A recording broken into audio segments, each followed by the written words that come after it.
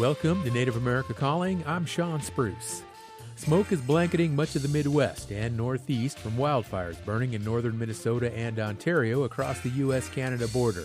The large haze is a testament to the intensity of wildfires that have forced at least 3 First Nations communities in Ontario to evacuate their remote reserves. We'll discuss how this year's fire season is impacting Indigenous people who are the most affected by wildfires. Join our conversation after National Native News.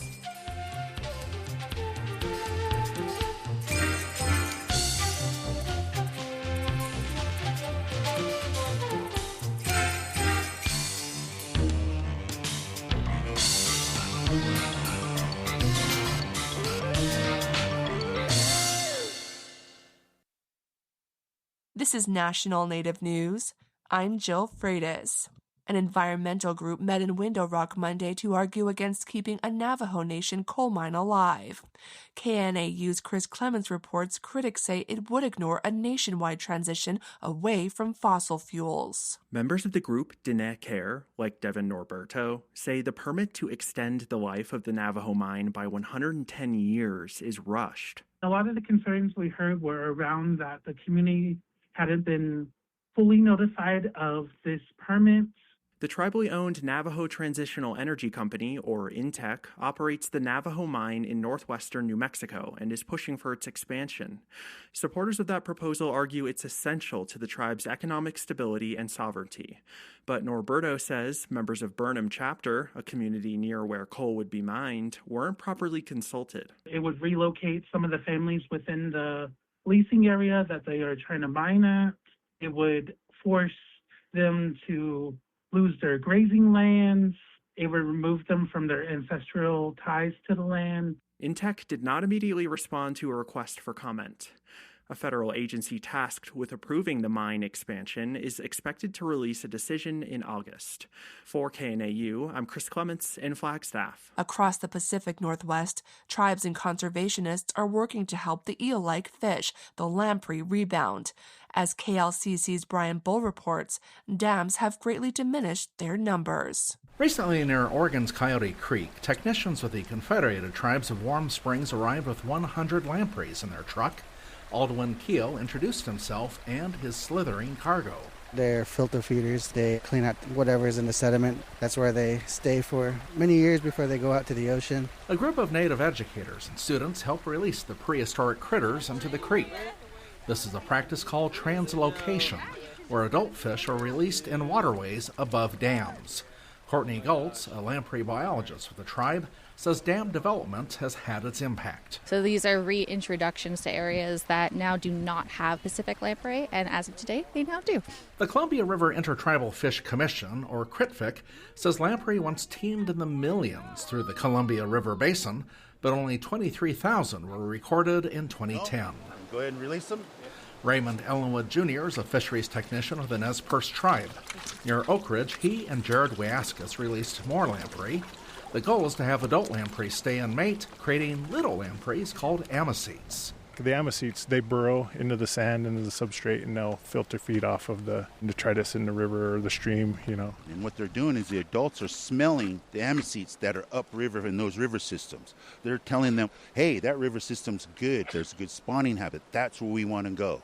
If all goes to plan, lamprey released here will start migrating to the Pacific Ocean around 2030 and come back as adults 4 years later. We want to welcome you guys to our annual lamprey celebration. Recently in Oregon City, more than 1,200 people signed up for the annual Yakima Nation Willamette Falls Lamprey Celebration.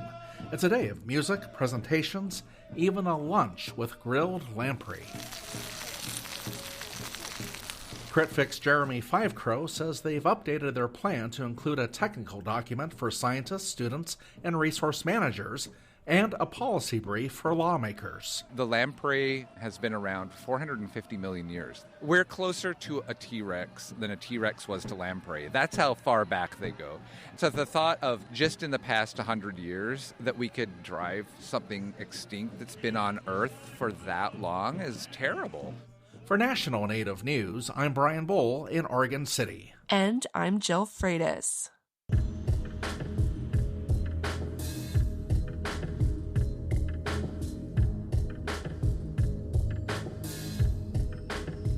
National Native News is produced by Koahnic Broadcast Corporation with funding by the Corporation for Public Broadcasting.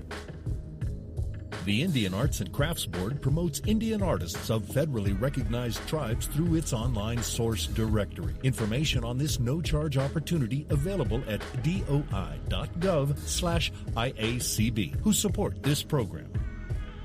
Support by Sonosky Chambers Law, championing tribal sovereignty and Native American rights since 1976, from opioids litigation to treaty rights to tribal self-governance, with offices in Washington, D.C., New Mexico, California, and Alaska. Sonosky Chambers Law.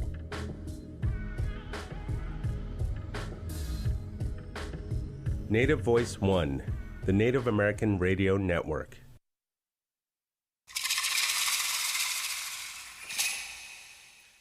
This is Native America Calling. I'm Sean Spruce. Around 200 wildfires are currently burning across the U.S., and nearly 900 are burning in Canada. Large swaths of the northeastern United States are blanketed in heavy, hazardous smoke from widespread wildfires burning in northern Minnesota and Ontario.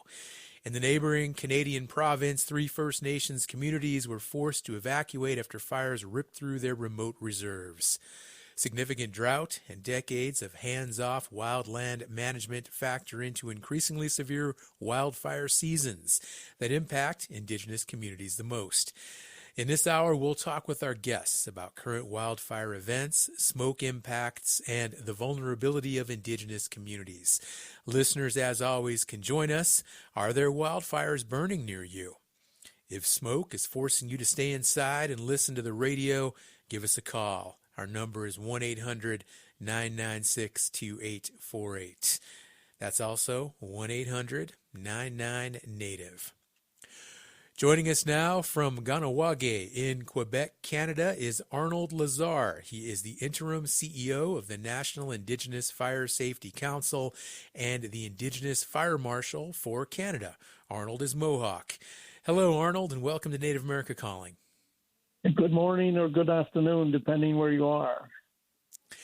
Also joining us in Canada from Rocky Mountain House in Alberta is Dr. Amy Cardinal Christensen. She is a senior fire advisor for the Indigenous Leadership Initiative and also board member of the International Association of Wildland Fire, and she is Métis. Good morning, Amy, and welcome back to Native America Calling. Hi, Sean. Thanks.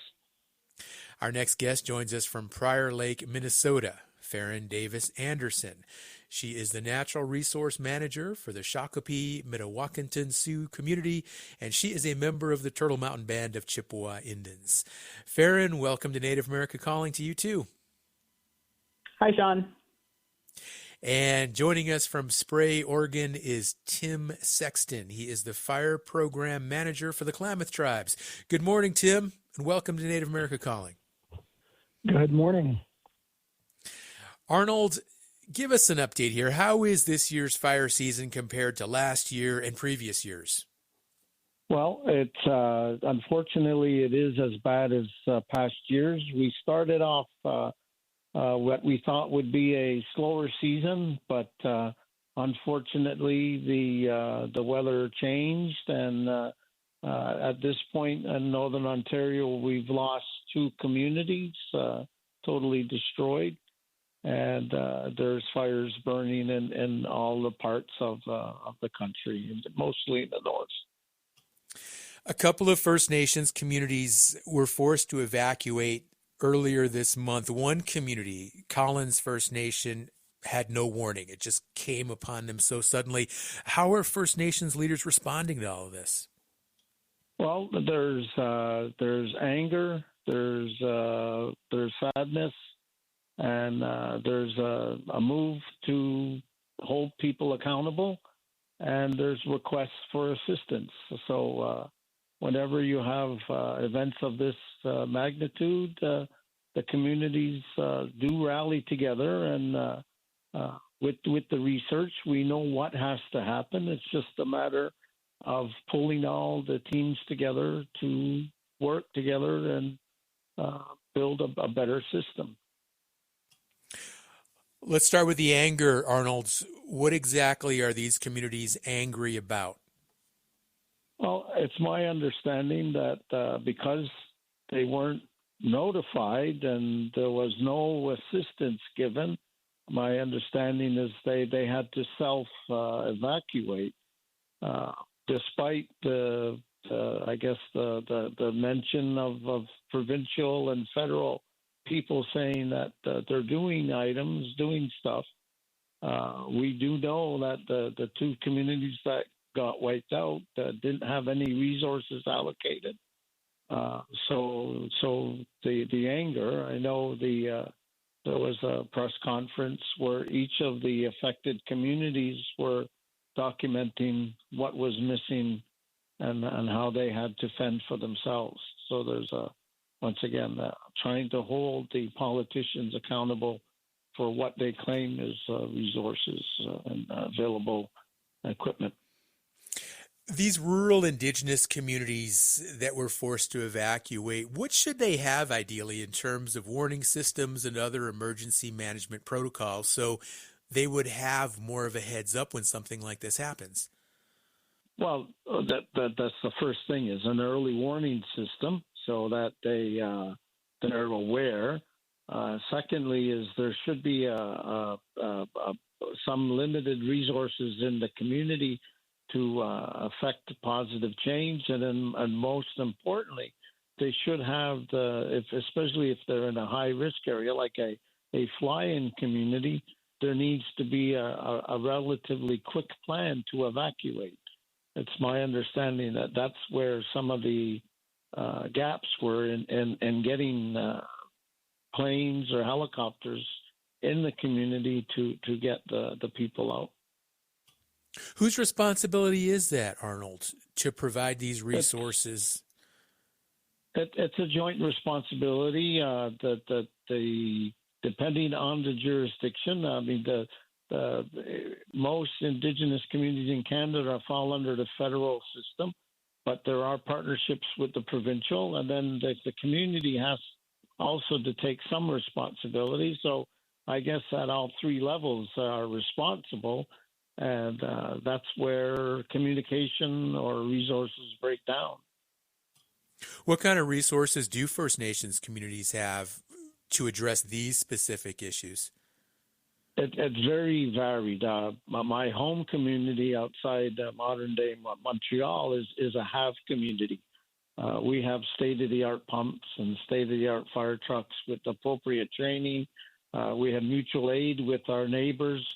So we are well protected. Unfortunately, it's my understanding that the two communities that were affected didn't have mutual aid. They didn't have the resources, and their planning was not up to the level maybe that it should be. But so it varies community by community.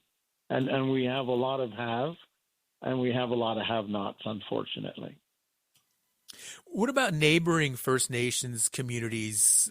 Have they been able to assist any of these communities that have had to evacuate? And if so, what kind of resources can they offer? Well, the communities that are fly only, there is no coast community. That's one of the big issues. Definitely, when there's communities nearby, they will assist. But I mean, we had an ice storm many years ago, and it was such a large event that even our neighbors, they were taxed combating it. So when you get a huge wildfire, even if there is a community nearby, they're willing to help, but their resources are also being used to protect their home community. So I think that's something that we need to look at is how are the resources spread out. Arnold, every year it seems we do a show about these wildfires up in Canada, other parts of the U.S., and like you mentioned earlier, every year they just seem to get worse, or at least they don't get any better. They don't improve at all. I'm interested to know just how psychologically some of these communities are holding up with these what appear to be just ever more frequent serious wildfires throughout the summer months. It's got to be taking a toll on folks.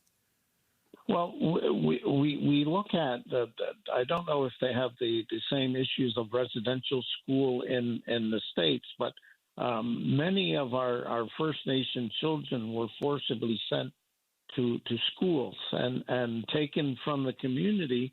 And the unfortunate part is many of our elders are these same children. So in essence, by us evacuating them, we're recreating the trauma that they experienced as a child. And we're very cognizant of that, which is why we're trying to advocate for shelter in place and giving them the resources to stay. I mean, the two communities that are wiped out, how can anybody, mainstream or Indigenous, recover when you lose everything? I mean, losing one house is catastrophic. Imagine losing a whole community. And what's the plan to rebuild? I'm not sure what's going to happen. Yeah, I can't even imagine what those folks are going through right now. Arnold, thank you for kicking off our conversation here. We're going to take a short break. We'll come back and continue this discussion today. Again, approximately 200 wildfires burning across the United States. Nearly 1,000 or 900 more accurately are burning in Canada.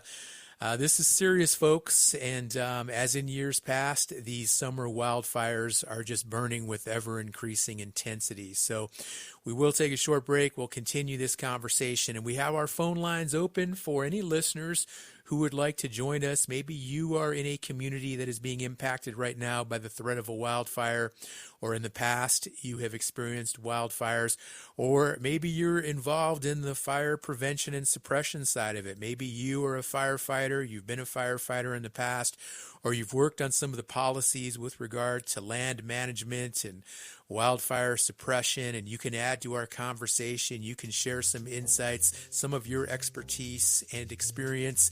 That's what we've got our phone lines for, and that's why the show is called Native America Calling, so you can join us. So what are you waiting for? The number is 1-800-996-2848.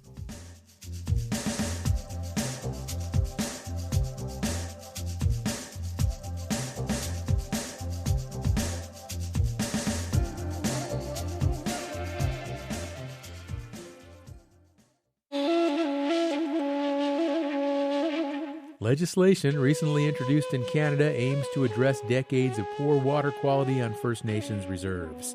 But it faces intense criticism from Indigenous leaders who argue it's a reiteration of previous failed water bills. We'll hear how First Nations are grappling with unsafe drinking water on the next Native America Calling.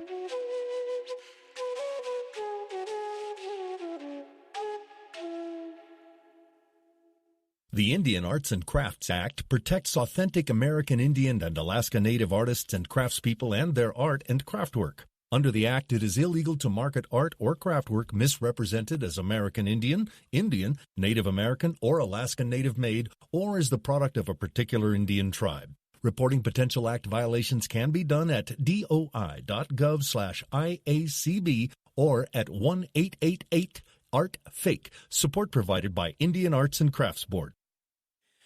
You're listening to Native America Calling. I'm Sean Spruce, and we're talking about wildfires today.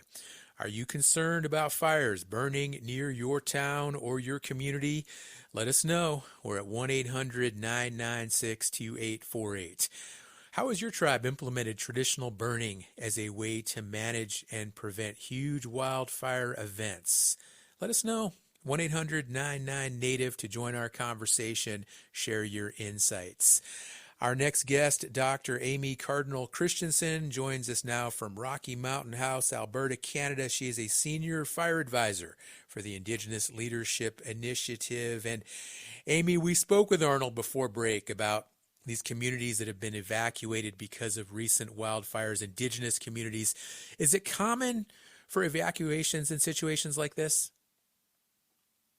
Yes, I mean, I think the first thing and priority for many agencies is, protecting human life, right? So one of the easiest ways that you can do that is by removing people from the situation where they're impacted by a potential wildfire event.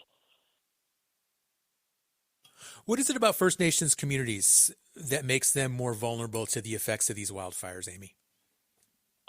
Yeah, so a lot of our Indigenous communities in Canada are located in fire-dependent forests and grasslands across Canada. So, fire or forests that, need fire to be healthy, but we've been excluding fire from those ecosystems and are really paying for it now. Unfortunately, in combining that with climate change, it's really increasing the risk. And a lot of our communities, it's hard sometimes for, folks in other countries, that are maybe more populated to recognize that many of our Indigenous communities are actually fly-in only. We have lots where, it's only aircraft or, ice roads or other things that they can get out on, or by boats or things like that. So for communities, especially when they get an evacuation order, it's not like they can, just jump in their car and drive away. Unfortunately, that they're in areas where they then require assistance to be able to leave. Amy, we're already into the third week of July. What is the peak fire season right now? Approximately when does it really hit, and then when can we hope that some of this will let up? Yes, it's weather dependent, obviously, and sadly with climate change, it's really changing things in Canada and what we would traditionally see. In the province where I'm from, in Alberta, most of our fire activity would actually happen in the period we call before green up. So after our snow melts, but before the leaves start coming out on trees, we get a real dip then in relative humidity and other things. And so it made it then, so that's sometimes when we would get big fires occurring. But once you got through that green up period where the leaves started coming out on the trees, the risk would go down, right? But what we're seeing now is that it's actually a bit unpredictable. We're seeing sometimes really hot, dry, sustained periods when we wouldn't normally see them. And it's really affecting, I think, people, because the fire seasons are just getting so much longer, right? It just feels like we're dealing with it kind of throughout the summer. And so, unfortunately, in Canada, we can have extreme fires at any time. And the season's getting more intense, the fire seasons each year. Do you consider climate change the primary driving factor for that, or are there some other issues as well? Yeah, so for me, in the work that I've done in research and just directly working with communities that are impacted, we don't want to diminish what climate change is doing as well in terms of increasing these things. We're seeing more drought, we're seeing more lightning, we're seeing these extended fire seasons in terms of the fire weather. But really, what it is impacting is unhealthy forests, and those unhealthy forests are there because of fire exclusion from the landscape through colonial practices, but also current forest management practices. For example, we spray glyphosate and other chemicals to kill more fire-resilient species in Canada, green leafy aspen and other things. And, our forest industry really promotes, pine and spruce and fir trees that are much more likely to, be crown fire. So we've seen a move almost to monoculture in some ways. Which again makes it so that when you're combining these two factors, you're getting these events that are very difficult to control. And another thing just to add also is the removal of our animal relatives from the landscape. So we had buffalo across the landscape in Canada, even up into the boreal forest here, and they were almost went extinct through colonization, right? And so they were the ones who were in there, chewing, the dead grass, eating some of the small trees, other things, and keeping meadows open. And then we also had beaver across our landscape, and beaver create wetlands, which really create healthy, resilient forests as well throughout the boreal and other forests. So, we've done numerous things that have just created incredibly unhealthy landscapes. Amy, these Indigenous wildland and fire management practices that you're describing, how receptive is the Canadian government to these Indigenous modalities? And is anyone paying attention to just the knowledge that people like you have and this long-standing relationship with the environment that for thousands of years prevented situations like this from happening. Yeah, so look, to be totally honest, like we've seen a shift in the last 10 years. So now we're speaking more about Indigenous fire stewardship. Like we see it in news reports, we see it in like strategies that are coming out, all these different things. But what I kind of find is that they seem to like our ideas, but they don't seem to like Indigenous leadership in this space. And that's really where my frustration comes in, right? It's like, especially for cultural burning and other things, like you can't remove Indigenous people and our leadership from that. And so, what it is that we have these really kind of systemic racist systems in Canada around fire that exclude Indigenous people. And we still have yet to see kind of those structures shift, right, to allow Indigenous people into those spaces as decision makers. Like we have a lot of amazing Indigenous firefighters in Canada, but they tend to be more in like entry level or like, kind of mop up crews or type 2 crews, we call them in Canada, but not, in those higher decision making spaces. So that's really where we continue to push and advocate. And it's not only like to benefit Indigenous people, like what we can bring to this space, but also for the safety of all Canadians, right, by creating these healthier landscapes that are better adapted to fire. The wildfires in Ontario, Canada, they're getting a lot of media attention because of President Trump's tariff threats, and he's accused Canada of not managing wildfires properly. Is that a fair assessment in your view? Yes, kind of two things can be true at once. So I don't agree with all of the things coming out, but, I do.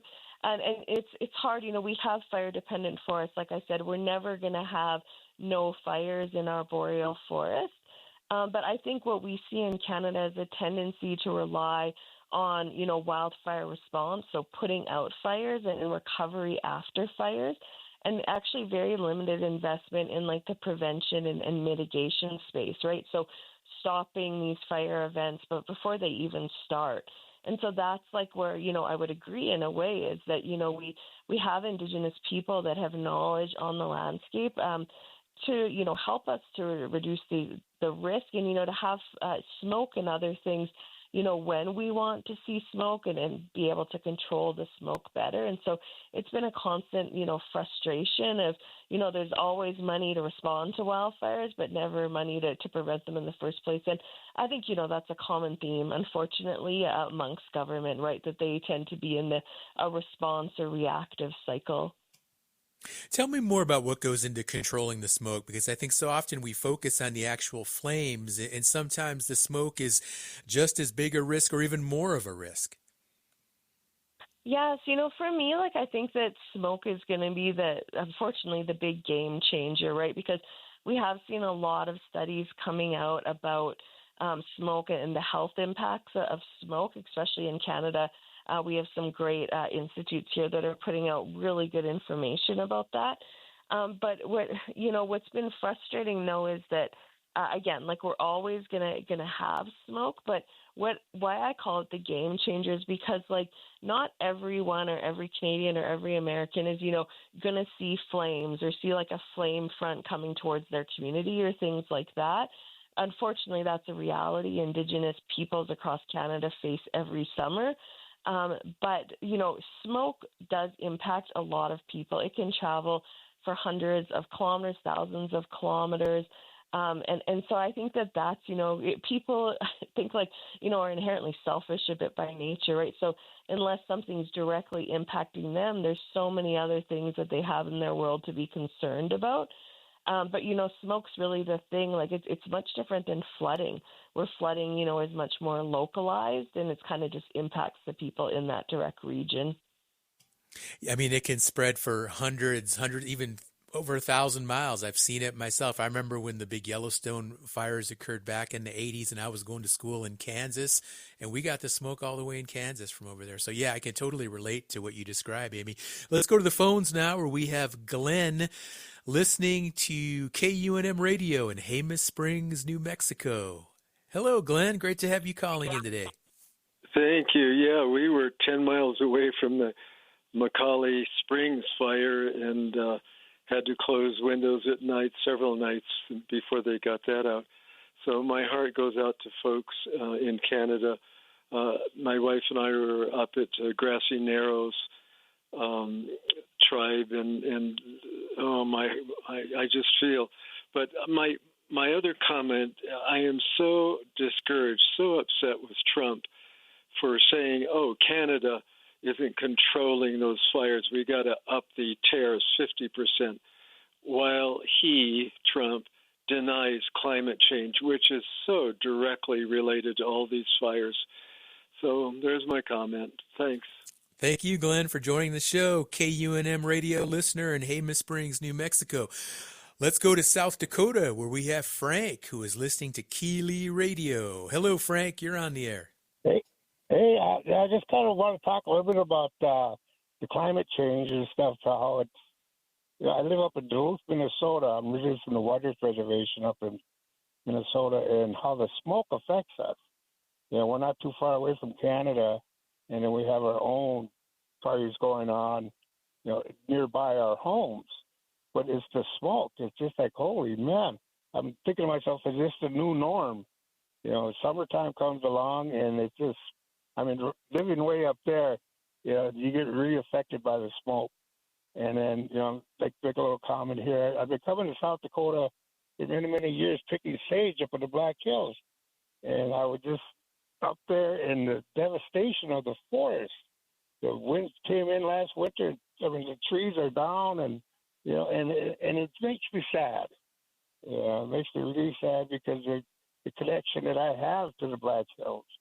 And I've been coming up here for a long time, and it just makes me sad to see our forest like that. And I'm wondering, that people come up and do ceremonies for us, the spirit of the animals in the forest, and stuff like that. It's just really, it's sad the way the climate is today, and it just really angers me, I can say, but it makes me feel real sad. We did a little pipe ceremony up there, and just offered some tobacco to the spirit of the trees and the animals, and it just really makes me sad. So that's my comment. Frank, I think a lot of our listeners feel the same way as you. And you take care of yourself, brother. Stay safe out there, and thank you for joining the show. Frank, tuning in Keeley Radio. Let's bring Farron Davis Anderson into our conversation now, Natural Resource Manager for the Shakopee Mdewakanton Sioux community. She's in Prior Lake, Minnesota. And Farron, we're hearing a lot about this smoke just from our caller there, Frank, and we heard Amy talk a little bit more about the risks of smoke. What are the actual concerns about the health hazards that people need to be mindful of when encountering these type of smoky situations from wildfires? Yeah, I think there's a lot of things that, like Amy mentioned, that we're learning that can impact our health. And, these fires are producing some of the most intense smoke pollution that we have on record in the state of Minnesota. And so every summer we're starting to see that, and it's having these negative impacts. I've even seen a study come out recently that has shown how microorganisms can travel within the smoke itself, because when you're thinking about a fire, not all materials are going to be, burned. And so that smoke can carry some things, not only, things that are impactful to our lungs and our health, but different types of fungal infections. And so it's concerning because, we don't know what we don't know, but we know it's bad, and there's only, a limited amount of resources that we have to deal with it now. And so what can we do in the future, to reduce the impacts of smoke? And I think a little bit more research needs to go into that. Farron, what types of practical approaches can a person take, such as our caller Frank, who's just encountering some of this smoke? Are there face masks or anything that could make a difference? Yeah, so we do have some things we can use, like N95 masks can help with the particulate. So that's one resource that we can use while we're outside. But another thing is, keeping your windows closed indoors and having some type of air filtration system running full time. And, that's not always available for everybody, but as of right now, that's one of the best approaches you can take. And like Amy was saying, I do think smoke is going to be, something that makes people more aware. Like she was saying, we can be selfish, and it is impacting so many people, and so many people have commented to me like, what can we do about this smoke? And it's like, okay, well, we do know some things we can do, and that involves, bringing some of our traditional practices back. Farron Davis Anderson joining the conversation. We're going to take a short break, and we'll come back. We'll continue with Farron, and we'll get an update from Minnesota with regard to some of the fires that are burning there right now. And also on the show is Tim Sexton, who will join us from Spray, Oregon. He is a fire program manager for the Klamath Tribe. So stay with us. We have a lot more to talk about and discuss with regard to these wildfires that are burning right now in parts of the United States and Canada. And if other listeners would like to join the conversation, you can do so by calling us at 1-800-996-2848. Once again, that number is 1-800-996-2848 to join today's conversation. Hope to hear from you soon.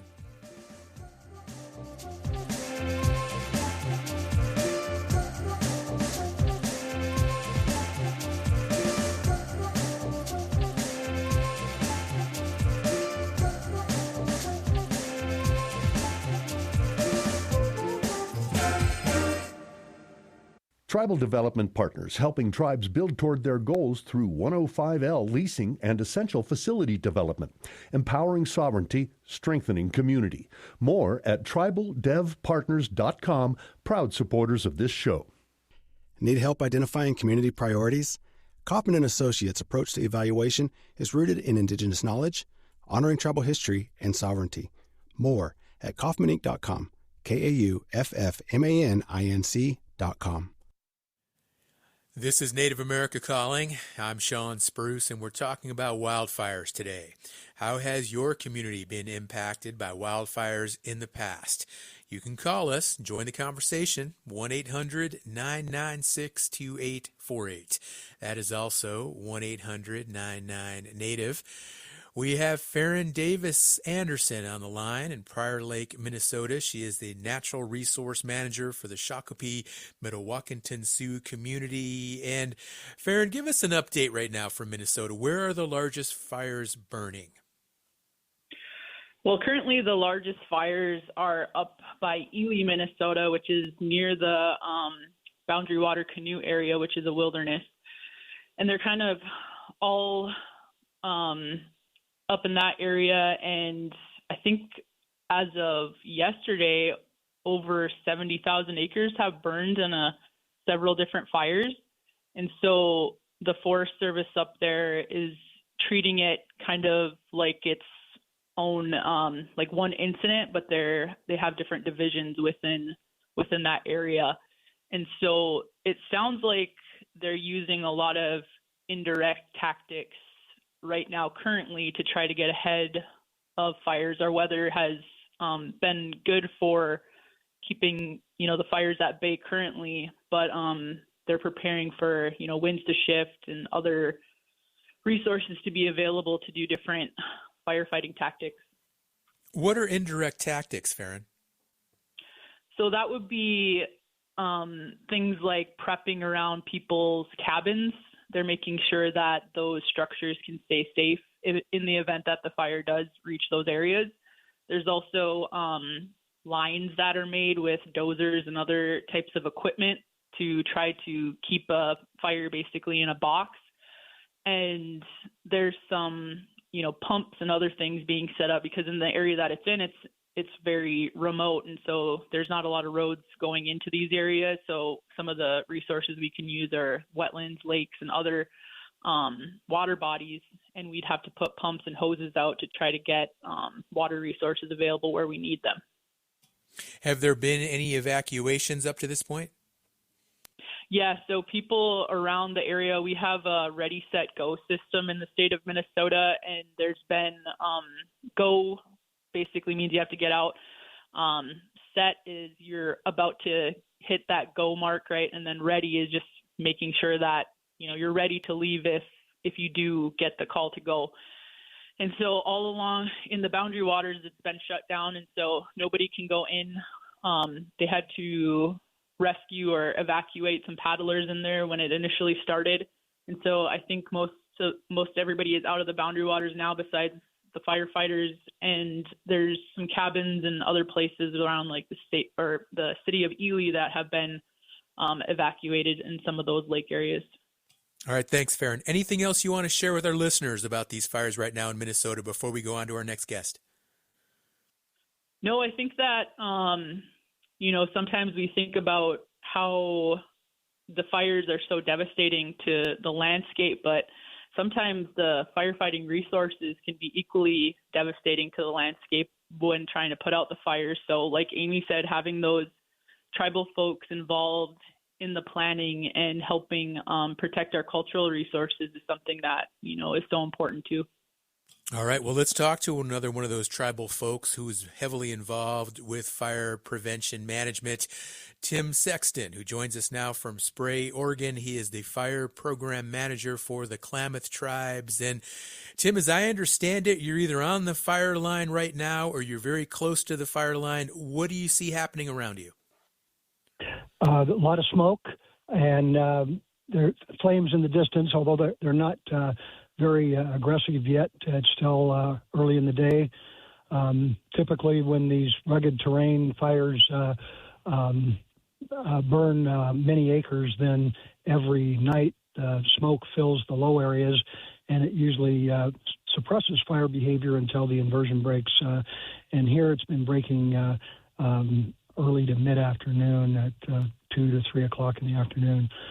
Once the air lifts a little bit, the smoke lifts a little bit, then the fire behavior increases. And the last few days we've been having major runs between 5 o'clock in the afternoon and 10 o'clock at night.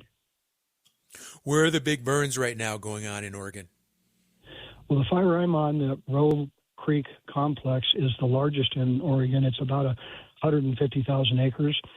And it's been running every day, gobbling up more acres. We've been successful in anchoring the fire on the north end and creating containment lines on both the east and west flanks, but the southern perimeter is continuing to be open and continuing to move to the south. How many firefighters do you have on that fire? We have around 600 on this fire at this time. Is that adequate, or do you think you'll be calling in more? We've got many orders that are unfilled because of the demands from all of the other fires in Oregon. Well, let's talk about that more. I mean, we heard from our other guests the need for more firefighting personnel. What's the barrier there? Is it the training? Is it the access to resources, or just logistically? Why aren't there enough firefighters right now?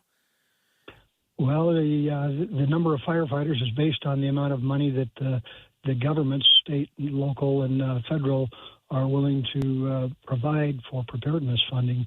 And again, it's every year, the last several years, we have found ourselves with, at the height of the fire season in July and August, with too few resources to adequately catch these fires on initial attack, and then some of them get to be large like this. Tim, to what extent are tribal lands threatened right now in Oregon with some of these fires? Well, the fire I'm on, there's a 30,000-acre parcel that is Warm Springs tribe that so far we've been able to protect. One of the larger fires to the north of us on the Caldwell Reservation in Washington, it's about a 70,000-acre fire that's burned around the Spalem where the tribal headquarters are located, their administrative offices, and has burned a substantial amount of their timberland that they rely on for jobs and income. So that's probably the biggest fire in the area in the West Coast that has affected tribal lands. It's the Tim, Kaiser Fire, I think is the name of it. Kaiser Fire, got it. How long have you been in fire management, and how have you seen just everything change throughout your career, just the needs and also the conditions, everything we're talking about today? Well, Amy's a senior advisor and scientist. I'm a senior firefighter. I started in 1970 and this is my 57th fire season. In 1970, it was rare to see fires before June or after middle of September. Now we see, again, because of climate change and other conditions, the absence of prescribed fire and cultural burning. We see fires starting on the Klamath lands. We had fire, a 20-acre fire on our marsh in early April. And a couple of years ago, the last large fire I was on, I didn't get off of it until the second week of November. So that extended fire season and the severity in the middle of fire season is really causing a lot of problems for people that live on the land and people that live off the land. 56 years. That is a very, very long career. I really give you a lot of credit and a lot of admiration for being involved for so many years. Very, very, very impressive, Tim. Absolutely. Now, what about the fire management, the indigenous practices, and also wildlife management that we heard from other guests? Have you been involved in some of those efforts, and are any of those taking place right now as a way to prevent some of these fires in Oregon? Well, the Klamath tribes in the program I manage, we are restoring traditional practices of managing the land, and that involves mostly fire and cultural burning. And so we've started a program, and we had a great example of the success of the program several years ago when the Bootleg fire burned. It was a 400,000-acre burn that burned across Klamath lands as well as beyond.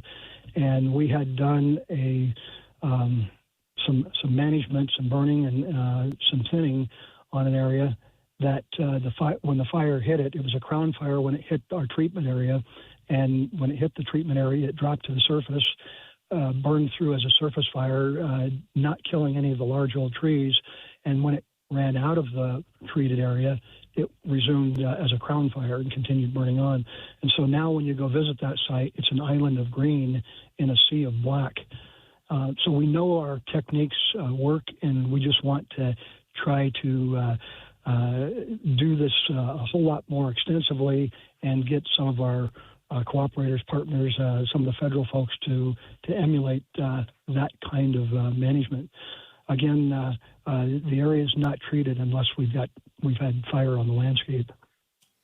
Tim, give us more of an explanation on what a crown fire is and what types of risks that presents. Well, a crown fire in a forested system is where the fire doesn't burn just at the surface, but climbs into the crowns or the tops of the trees and burns through the tops of the trees, killing most, if not all, of the trees and vegetation on the land.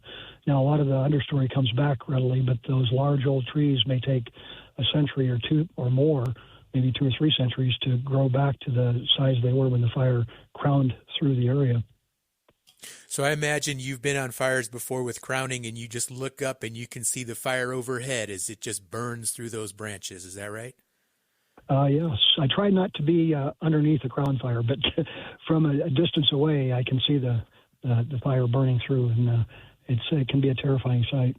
Okay. Well, Tim, thanks again for joining us. You stay safe out there as well. And I want to go back now to Arnold Lazar up in Ganawage in Quebec, Canada. And Arnold, I want to ask you about the changes you've seen over the years, because I know you have been involved with fire management for many, many years also. And you also have a pilot program involving youth. Yeah, so looking at the process, we realize that there's a shortage of youth. I mean, youth are the future. So we worked with an agency to come up with it's called the Youth Wildland firefighting program, where it's a 3 or 4 day course where we go into the community. And we use the S100 and 185, which is more as Amy mentioned, it's more the mop-up type level training, but very much needed. So, and the goal is, one is to get the youth aware of the of wildland firefighting, in the hopes that they will see or seek out more training and become firefighters. We last year we set a limit or a target of 430, and we easily met that. By all accounts, the program was a huge success, and we're definitely hoping to continue it and looking at moving into the higher response, the level 2s and level 1s. So the students, I know that at least 10% have said that that's something they're going to pursue. So that's 100 youth just on a pilot project, but we're hoping to turn into a full-time program. Sounds promising, Arnold. I also wanted to ask you about the equipment here. I'm thinking slurry planes, helicopters, engine crews on the ground. What types of developments or innovations have occurred on that front as well, in addition to the actual people that are working there on the crews? Well, I mean, our agency gets approached 8-9 times a week with innovative products, different types of foam and chemicals that will, prevent burning. So there are some technological changes, but once again, it comes back to the old of being prepared, knowing what to do before, and then having the appropriate equipment. It's not. I don't think it's realistic to say a community is going to operate a helicopter, but if there's a consortium that can be funded, then it can be done. So we're working with the communities to see how their specifics, because as Amy mentioned, they know their risks, they know their territories, and we don't need someone from the south telling somebody in the north what they have to do or don't have to do. Well, with that, we're going to go ahead and wrap up this conversation now. We are out of time, but I want to thank all of the guests who joined the show today. Arnold Lazar, Dr. Amy Cardinal Christensen, Tim Sexton, and also Farron Davis Anderson. Appreciate you all spending time with our listeners and sharing your expertise. Also, the callers who joined the conversation today as well. Appreciate you folks chiming in. And with that, you can still like this show, you can comment, you can post, go to our Facebook page, go to our Instagram. We also have Blue Sky and Threads, or you can visit our website, nativeamericacalling.com, and you can share your thoughts with regard to today's show on those platforms as well. Or if you have an idea for a future show, or there is a topic or a subject that you think would be really, really helpful if we covered it here on NAC, let us know. You can connect with us on our website and do just that. So again, nativeamericacalling.com. And please join us again tomorrow. We'll have a conversation about First Nations access to clean water and new legislation that promises to deliver just that. I'm Sean Spruce. Hope you enjoy the rest of your day.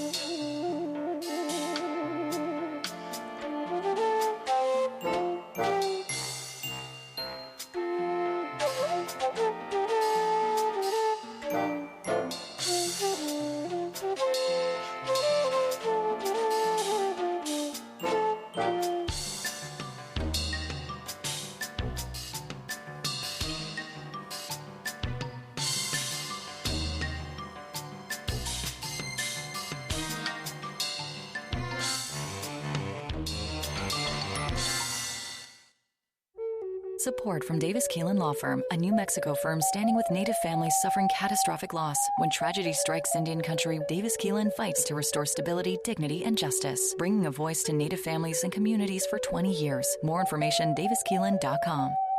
Addiction, anxiety, and depression can be rooted in ancestral emotional baggage passed down through generations. That cycle can be broken with an energy healing experience available to all at resvolution.com. Discover Healing supports this show. Program support by the Colorado Plateau Foundation, a Native-led foundation supporting Native-led initiatives, protecting the lands, waters, and cultures of the Plateau for generations to come. The Colorado Plateau Foundation helps to build networks, community, and organizational capacity. The Colorado Plateau Foundation is accepting grant proposals through September 4th. Eligibility information is available at coloradoplateaufoundation.org.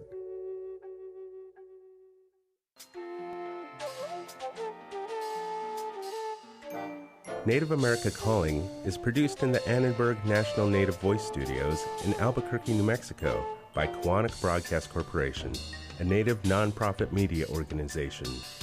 Funding is provided by the Corporation for Public Broadcasting with support from the Public Radio Satellite Service.